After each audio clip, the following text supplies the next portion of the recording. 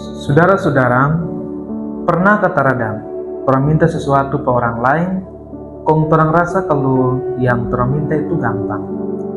Tapi kalau orang minta ke Tuhan lewat doa, orang rasa setengah mati mau bilang. Kira-kira dike apa? Kong orang rasa gampang kalau meminta pada orang lain, tapi rasa setengah mati kalau meminta ke Tuhan. Ternyata hal-hal yang bikin orang bercerita dengan Tuhan. Salah satunya karena orang rasa orang tak bisa atur kata-kata untuk mau bercerita dengan Tuhan. Saudara-saudara yang Tuhan Yesus sayang, orang pembacaan sekarang ini tentang Paulus yang mau kasih kuat pak orang-orang percaya hati di Filipi. Kalau dorang mesti senang karena dong sesuatu hati dengan Tuhan.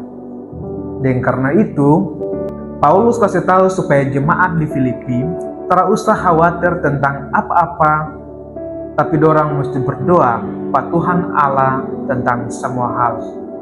Kalau orang baca ayat ini tentang apa yang Paulus kasih tahu pada jemaat di Filipi, tong jadi tahu kalau doa itu cara supaya orang bisa bercerita dengan Tuhan. Kok bukan cuma itu saja, tapi doa lagi bikin orang hubungan dengan Tuhan lebih dekat. Saudara-saudara yang Tuhan Yesus sayang, banyak dari orang yang takut untuk berdoa karena mesti pikir kata-kata dalam doa mesti tersusun rapi, mesti bagus, dan masih banyak lagi. Tapi orang lupa kalau Tuhan mau lihat orang hati yang betul-betul pada Dia. Bukan cuma orang kata-kata waktu orang berdoa pada Dia. Tuhan mau dengar orang bercerita.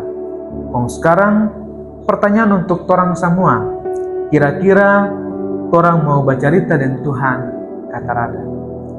Terima kasih, Tuhan Yesus berkati orang semua.